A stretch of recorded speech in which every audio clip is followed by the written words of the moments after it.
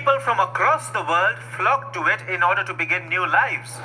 Then, the dashing liberal darling of a prime minister happened, whose name is Justin Trudeau. He's actually Prime Idiot Trudeau. The man I call him Trudeau. You know, it sounds a little horribler than the way this guy says it. Or Trudeau, but just take a look at this guy. You know?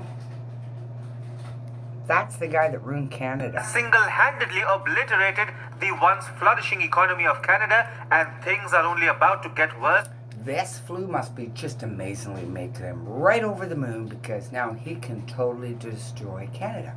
And you could ask yourself, why would he do that? Here on. Hi and welcome to TFI Global, the foreign affairs and geopolitical analysis arm of the TFI Media Group. I am your host Sanbir Singh, and in this video, Oh yeah, India has way better news than us. we will talk about the disaster that Justin Trudeau has proven to be for Canada. Justin Pierre James Trudeau, the unusually handsome Prime Minister of Canada, cannot... I want to vomit when I see his fucking mug. He is not unusually handsome. I will admit and give him the hair. That's about fucking all. Look at that side profile. He looks like Castro. Stop interfering with the internal affairs of other nations on dubious concerns about human rights. And only his mommy thought Castro was good looking. But he is facing quite an economic mess back home. As a matter of record, Canada's economy is at its worst since 1961. Canada's GDP contracted by 5.4% in... Congratulations, Prime Idiot. And this is done by design, folks. It's done by design. They have a goal. And you got to ask yourself, what is their goal to destroy Canada? The Great Reset. He is in whose pocket? Who is... This guy's not a very bright guy. People say he's bright, but he's not. Okay? I don't think he's that bright. Every time he talks, I just want to bitch slap him. Can't keep his lies straight. Anyone real bright wouldn't get caught dipping their hands into a charity fund that they've organized. So no, I don't think he's bright. I think people that think he's bright are probably not bright. 2020, which is quite a catastrophe even in the background of the pandemic-induced downturn. There is only one man whom you can blame for Canada's poor economy, Prime I'm just fuming. Minister Justin Trudeau. Make no mistake, he inherited a rich Canada with a prosperous economy from his predecessor, Stephen Harper. But in a matter of just... You know, I like how he says Stephen Harper. I like that name better than Stephen Harper. You know, I really do. I'm not making fun of the news that comes from India. I love them. Before I deleted my account, I had a lot of people from India. Love them. 6 years, Trudeau has done some unprecedented damage to the Canadian economy. Even before the pandemic, Trudeau's economic policies were damaging the Canadian economy, and things have only worsened after the Wuhan virus outbreak. Justin Trudeau's predecessor, Stephen Harper, was actually an able administrator, at least in terms of economic growth. During his tenure, the Canadian per capita GDP growth matched that of the United States of America. But things changed after the present Prime Minister came to power. To be fair, Justin never promised prudent economics. Blessed with photogenic looks, his political brand was all about attracting first-time voters and liberal elites. His promises mostly revolved around populist ideas like climate vigilantism and legalizing marijuana. The results began to show shortly after. His legalizing of marijuana have pissed off the cannabis people. He's only legalized marijuana so he can sell it in alcohol-like stores at a huge price, and it's shit. They can't even sell good stuff. Justin Trudeau assumed office in 2015. Canadian GDP growth declined sharply, and the GDP per capita growth went. Now, this is what happens when you have mainstream people with an average IQ watching everything on their TV, and then Trudeau owns the news. We don't get news like this. We pay for the news that Trudeau owns. Down to 2.7% in Canada as compared to 6.3% in the US.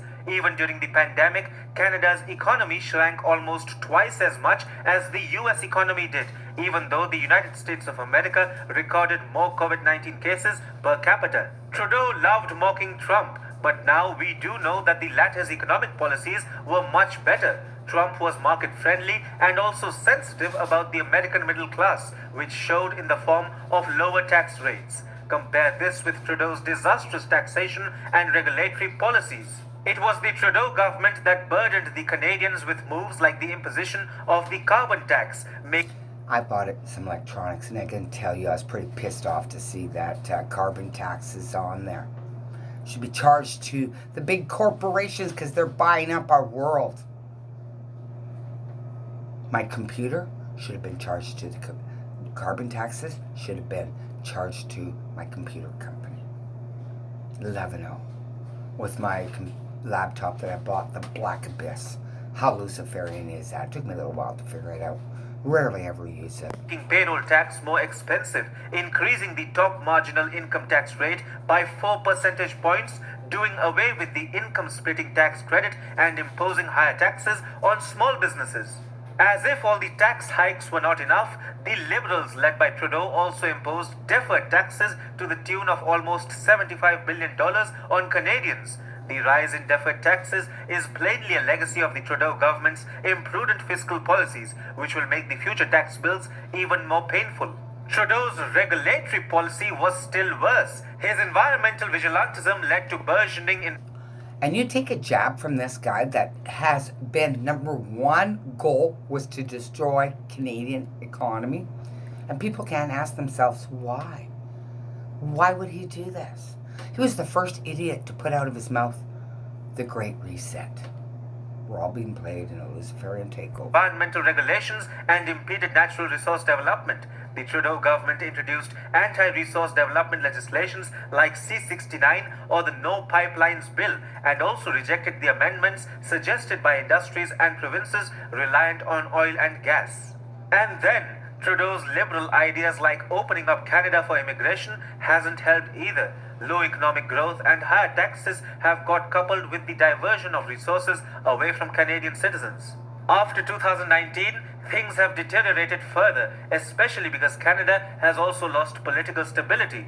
Trudeau is heading a minority government today, which stands further pressurized by nefarious elements like the anti-India Khalistan lobby. Once the Did you hear that? They hate him. Anti-India. That guy makes me madder than hell, too. Some of these people, I have an asshole alert. And what happens to get madder in hell? My stomach wants to vomit, and it hurts when I see evil people. And I know they're evil. They're usually rapists, you know, because their daddy died and they needed something for their penis. Pandemic struck, Trudeau could have done little to make the Canadian economy worse. But such has been his saga that the Canadian Prime Minister still found more ways to damage Canada's economy. Canada's economy faced a massive contraction followed by a lukewarm recovery, the V-shaped economic recovery. Of course, he would have to ruin that. Absolutely ruin that. And you never hear this from the news that we pay for in Canada that Trudeau owns.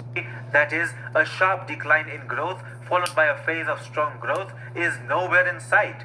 So, what led to the sharpest annual decline in the Canadian economy since the Second World War? Justin Trudeau was more committed to borrowing than any other leader around the world. But liquidity infusion cushions economic blows only when it is prudent. The Canadian Prime Minister, on the other hand, resorted to reckless borrowing. According to federal data, Canadians received 20 Canadian dollars in the form of government transfers for every dollar of income lost.